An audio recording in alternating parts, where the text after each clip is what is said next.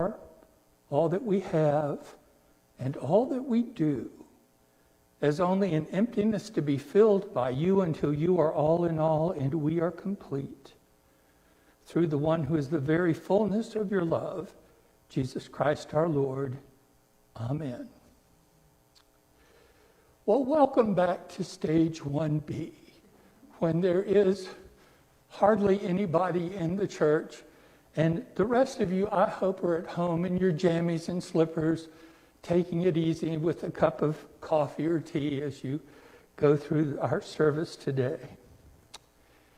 Our COVID infection rate in Mecklenburg County is 7.1% right now, which is up about a full percent from last week. But it's as bad as it is in Mecklenburg County, it's even worse in the surrounding counties with from 8 to 10% COVID infection rates. So everybody be very careful, wear your mask, and try to stay in safe places. If you remember from last week, our lessons at the end of this church calendar end with the 3 final parables that Jesus told. In each of them, there's a king or God figure who goes away for a long time and then returns unexpectedly. Last week, we had the bridesmaids and the groom returning unexpectedly. This was Jesus' way of telling us how important what we do is between his ascension and his return.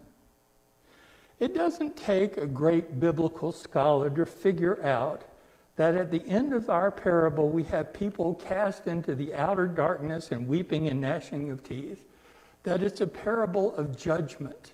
It is. Gnashing your teeth is no fun. During my lifetime in the dentist chair, I've had a bunch of crowns and a couple of root canals. I'm seeing one nodding head in our massive congregation today. Gnashing teeth is like grinding, much like when your dentist grinds away the top of your tooth, getting ready to put a crown on it, except for 3 little things. First, with the gnashing Jesus is talking about, there is no Novocaine. Being averse to pain, I always tell the dentist that I want total sensory deprivation and backup drugs just in case. In the gnashing that Jesus is talking about, it's not just one tooth being ground down to the raw nerves. It's all of them, all 32 of your teeth being ground down at the same time to the raw nerves. And third, in the gnashing that Jesus is talking about, the grinding doesn't stop. And you're so miserable, you do it to yourself. Talk about an image of pain, painful image. Which brings up the question, what kind of sin could cause a merciful God to impose such a terrible punishment? So with that painful picture in mind from the Little Shop of Horrors, let's take a closer look at the parable of the talents. Usually when we have a word that we want to look at closer, we look at the Greek to see if the English translation of the word is accurate. But today, the English translation talent is the exact same word as the Greek, talanta. But words have a way of changing their meaning over time. I mean, in my own lifetime, the word cool has gone from a temperature description to an accolade. And the usual response to thank you has changed from you're welcome to no problem. So we have to look at how we understand the word talent today and how they understood it back then. Today, we often say that people have been given a talent for music, like Alex, or a talent for intellect, or business sense, or leadership, and so on. We use the word talent to mean a God-given gift or ability. But in the Greek, the word talent didn't mean that at all. It meant a measurement of weight, usually in precious metal like silver or gold. In fact, in terms of money, a talent was equivalent to 10,000 denarii, and a denarius was a 1 day's 12 hours wage for a skilled worker, like a construction worker, a carpenter or electrician or something. So applying a little math and assuming that nowadays a skilled carpenter gets $15 an hour, you can tell that a talent is about $1.8 million. Strong's Bible Concordance says that a talent was 91 pounds of precious metal. Earlier this week, gold was selling for $1,873.90 an ounce. So as of Wednesday of this week, a talent in gold was worth $2,728,398.40. So the master comes up to the slaves, and to the first one he says, I'm going away. I'm giving you $13,650,000 to take care of while I'm gone. And to the second slave he says, I'm giving you $5,450,000 to take care of for me while I'm gone. And to the third, he gave a measly $2.7 million to take care of. You can tell that when someone says you have really quite a talent for cooking or math or painting or singing or whatever, they are comparing your cooking or painting to millions of dollars. So that's some pretty high praise. Your gift, whatever talent you have, is very valuable, worth 10,000 days of hard labor. Or if you get out your calculator, that's 27 years, 138 days of hard work if you work 7 days a week, including holidays. So 5 talents would be worth over 135 years of work for a skilled worker, or about $13.5 million. Apparently, the slave owner trusts his slave a great deal. He goes away for a long time, we're told, and comes back. And the fellow with the $13.5 million has visited the stockbroker or done whatever he did and parlayed that into $27 million.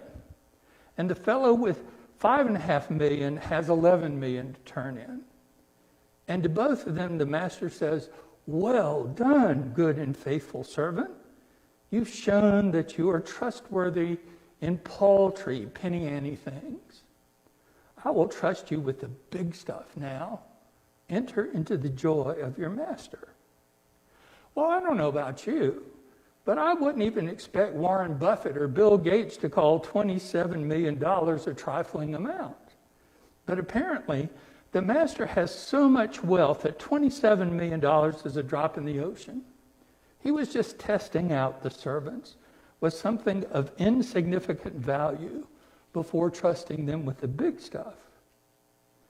Notice something about the reward that the good servants got. The reward for faithfulness isn't a fat 401k or a condo on Hilton Head.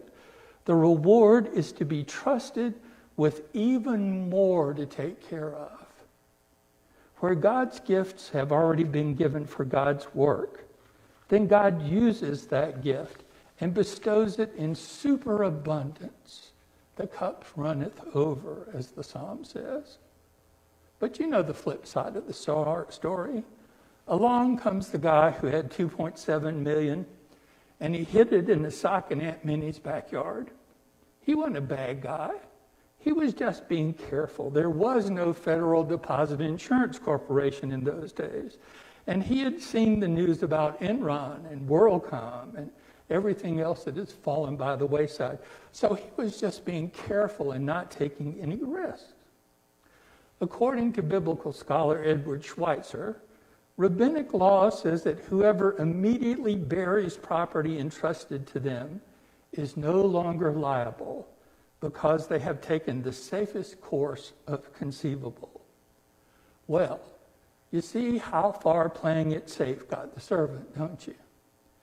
The servant tries to justify his inactivity by saying, I knew that you were a hard-fisted, the Greek is skleros. It means hard-fisted man.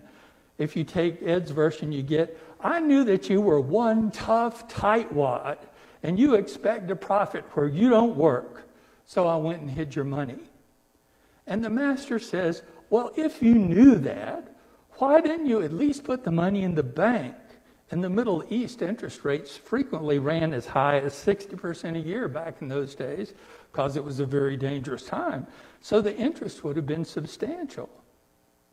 But he could have lost it all too. Banks failed on a regular basis in those days. So here's the sin. Here's what changed the servant from trustee of millions of dollars to being thrown in the darkness with the sadistic dentist from the Little Shop of Horrors. Here is the sin. The servant simply was not willing to take a risk, to risk any of himself to help his master. The servant was simply going to stay out of trouble and not get involved. I don't want to get involved. I'm just going to stay out of trouble. I don't want to take a risk. Notice something about the servants who did well. They took everything entrusted to their master and risked it.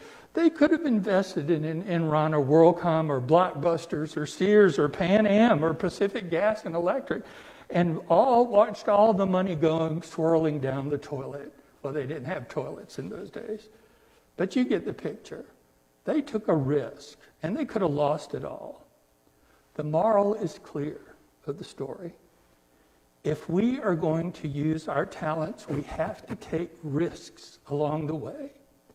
And sometimes we have to risk everything we've got and everything we are and everything we do, as the prayer I always begin sermons say, for the sake of using the talent God has given us. Notice that the master was not around to consult. The slaves couldn't call him up and say, I want to invest your talents in Florida resort property. They couldn't have said that. They had to make their own decisions and take their own risk and risk their own necks, just like we have to do as we will wait for our judgment from God. And that tells us something about our faith, too. It tells us something about a church. Everything about a church, membership, prayer life, music programs, youth programs, stewardship, everything always changes. Churches either bloom or prosper. They take risks or they fade away. They atrophy like muscles that grow weak when they're not used. The church whose main objective is to stay out of trouble is a dead church. The church that doesn't step out and take risks, like building that building over there, to build up the kingdom of God, is an unfaithful church. God doesn't want a church that's worried about doing nothing. You know, we're afraid to do anything. If we don't do anything, we won't make anybody mad. We won't do anything wrong, and we'll be saved, and it'll be all over. The moral is, don't worry about doing something wrong. Don't worry about making somebody mad. Instead, worry about not doing anything at all. Nearly 40 years ago, when my mom was dying from cancer on her deathbed, and I was still a lawyer, one day she asked me, she was not an Episcopalian, she asked me, do you Episcopalians have such a thing as confession? I told her, Mom, we've got everything from nuns to holy rollers, so sure, we've got confessions. We Episcopalians have plenty of faults, but lack of diversity is not one of them. She asked me more about the reconciliation of a penitent service in the prayer book, and I went through the service with her in the prayer book. Then she asked me to arrange for a priest to come in and hear hers. I don't know what she said. I don't need to know what she said. That's between her and God. But I've come to realize the truth, and one thing she told me while she was getting ready, she said, you know, as I'm getting ready to die and I look back at my life, it's not the things I did that I regret so much as the things I did not do. I've tried to take that to heart. I've tried to dance in a few conga lines every now and then and wear some silly hats, to go back to seminary and occasionally open my mouth and get in trouble. Oh, let's be honest, open my mouth all the time and get in trouble. And laugh and cry and sing and mourn. In short, take a few risks. It's a scary business, but it makes life so sweet. And as you think about it today, I'm encouraging you to take some risks in your life, to develop your own talents. If you've always wanted to play the piano, go take some lessons. So what if you play wrong notes in the doghouse? We have to take risks to develop our spiritual talents as well, so that Jesus' church is not buried in the ground somewhere waiting for his coming, but busy, living out talents, working, praying, and giving to build up the kingdom of God. There's a rabbinic saying that when we get to heaven, God won't ask me why I wasn't Mother Teresa, or why I wasn't Leonard Bernstein, or why I wasn't Pablo Picasso. God will stare at me and will say, Ed, my beloved Ed, why weren't you you? Why weren't you all the Ed that you could be? At the end of her life, my mom was worried about burying her talents in the ground. I hope that her voice comes through loud and clear. You know, as I'm getting ready to die and look back at my life, it's not the things I did that I regret so much as the things I didn't do. For to everyone who uses his talent, more will be given, and they will have an abundance. But to the one who does not, even what they have will be taken away. So go out and take a risk. Amen. Please stand and join in the words of the Nicene Creed.